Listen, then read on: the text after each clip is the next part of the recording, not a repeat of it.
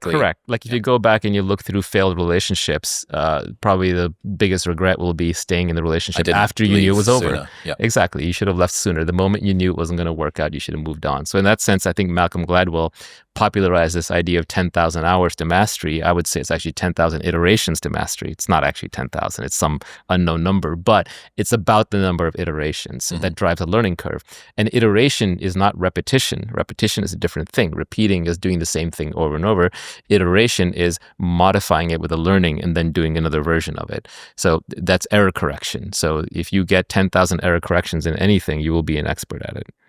Don't partner with cynics and pessimists. You mentioned there about the people who've got a nightmare going on at home and are trying to fix the world. But a lot of the time that cynicism and pessimism we find in ourselves. We see the world, whether we want to, whether it's because we've imbibed what the news or the negative people around us have said, or it's a bit more kind of endogenous than that. It's just sort of in us. It's the way that we see the world.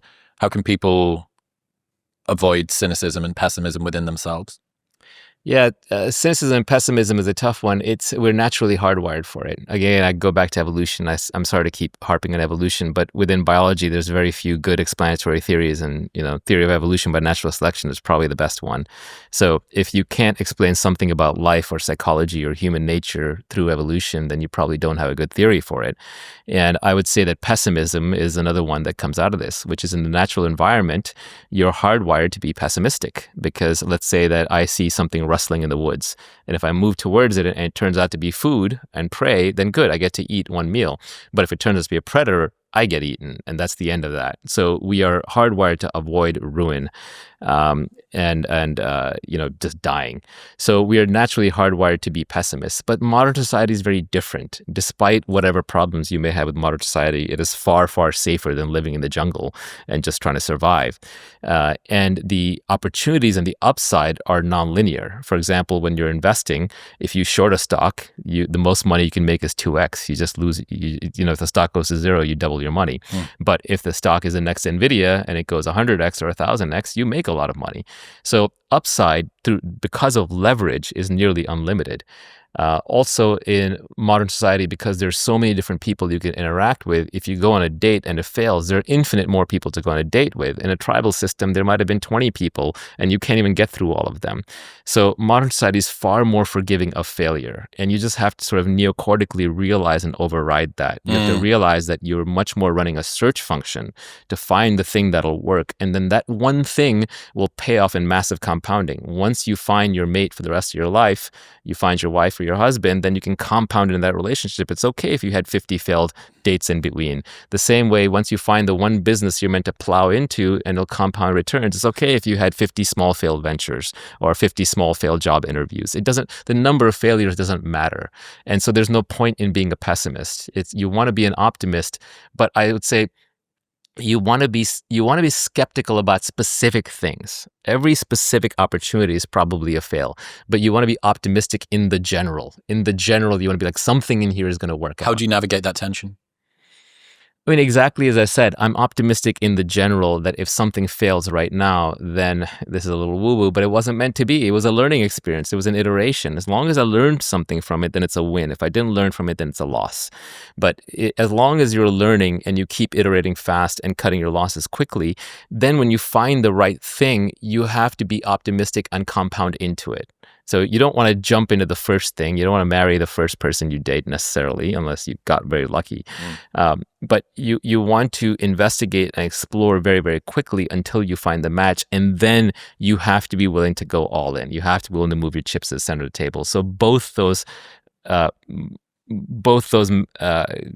approaches are required. So it's a barbell strategy. It's sort of black or it's white, and most people are sort of stuck in this gray bit. And I'm like half in, but I kind of don't really know if I am. And I also think like labels like pessimists, optimists, cynic, introvert, extrovert, these are very self-limiting. Humans are very dynamic. There are times when you feel like being introverted. There are times when you feel like being extroverted. There are contexts in which you'll be pessimistic. There are contexts in which you'll be optimistic.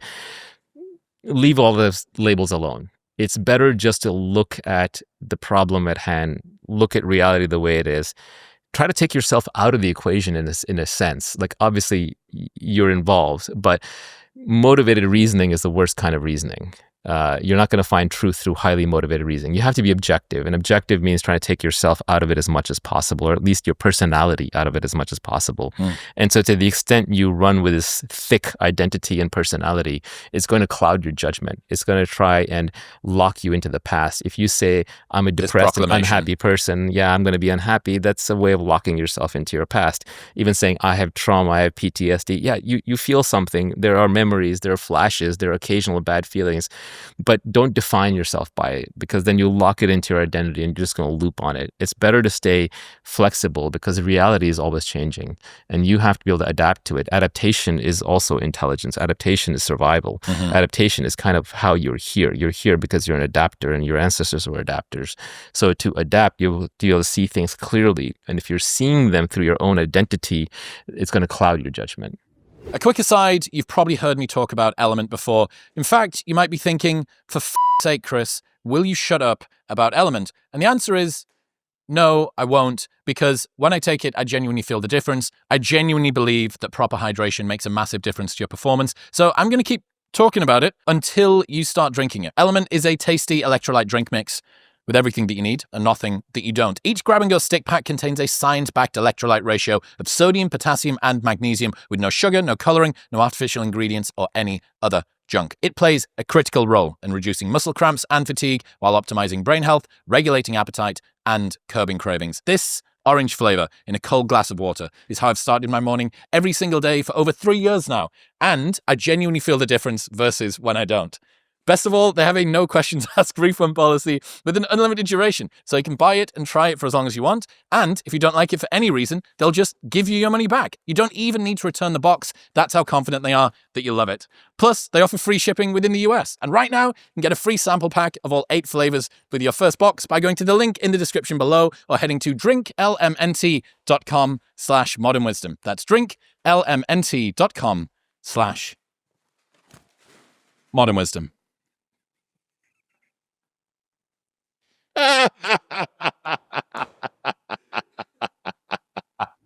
Moving on to sort of thinking about happiness, obviously a topic of yours it's honestly the one that I feel least qualified to talk about. Is it like a guy that's got long arms teaching you how to bench press, or a dude that's really tall teaching you how to deadlift, someone that feels like they came from behind the 8-ball? Yeah, you're asking a crazy person about their thoughts. So just thought it through. Is happiness still more about peace than it is about joy? It's just one of those overloaded words that means different things to different people. So I'm not even sure we're communicating the same language. But what is happiness? I think it's just basically being okay with where you are. Not wanting? Not wanting things to be different than the way they are. Not having the sense that anything is missing in this moment. Needing something to change, your current positive situation being contingent on an adjustment. Correct, on getting something from the outside world. Ironically, I think most people, if you were to ask them when they were happiest for a sustained period of time, not for a brief moment, because pleasure can override happiness and create kind of this illusion of happiness. But if you ask people when they were happy for a sustained period of time, they were probably doing some variation of nothing. That's interesting. Because in the chase is this sort of lack, this contingency. That's right. But then you get bored. If you just sit around all the time, you get bored. So you want adventure, you want surprise. Like there's the funny thought experiment of the bliss machine, right? Which is, suppose I could drill a hole in your head and put an electrode in. And they did this with monkeys. And I can put a wire in there and I can stimulate just the right part of your brain and I can put you in bliss. And you'll just be in bliss. Would you want that? Might be nice. For how long? Do it and I'll tell you. Right. So most people will say, well, I don't want that. I want meaning. I don't want just bliss. I want meaning. And you're like, okay, well, I'll put an electrode in there and I'll give you meaning. How about that? And if you kind of run this thought experiment long enough, I think most people realize actually what I want is I want surprise. I want the world to surprise me and I want to wrestle with it in ways that are somewhat predictable but somewhat not. And you kind of end up back where you started. So I don't know if necessarily for some people, pure happiness is the ultimate goal. They want to, just be blissfully happy wherever they are, whenever they are. But I think other people, most people would say, well, I'm here in this world, I'm here in this life. I don't understand it or why, but I want to be engaged. I want to be surprised. I want to do things. I want to accomplish things. I want things and then get them, right? That's kind of the whole game that we're all playing here. Surprises are really interesting. The sort of unpredictability, I think, total bro science here, but I'm pretty sure that that's kind of how dopamine works, that things are a bit better than you expected.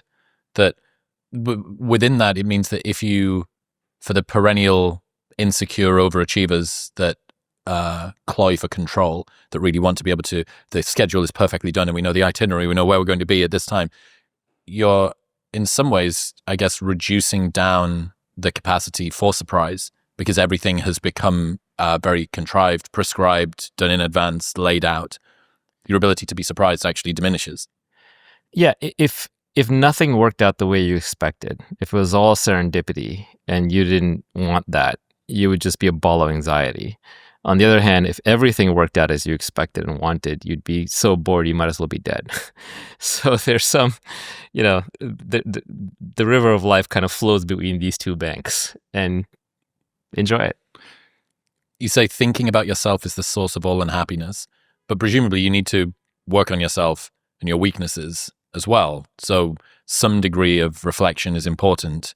And if thinking about yourself is a source of unhappiness, is this a price that you need to pay? I need to sort of reflect inward. I'm going to have to diminish this level of happiness for a little while, and then I can use this new level. I've got my brown belt on and I can go out into the world as a brown belt. What I'm specifically referring to that is if you're thinking about your personality and your ego and the character of you, and you're obsessing over that, that's where a lot of depression and unhappiness sort of lingers and gets cultivated.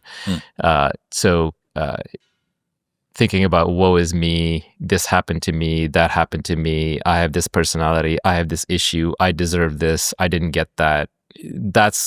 You're just strengthening a little beast in there that is insatiable. And that's where I think a lot of unhappiness comes from. What's the beast?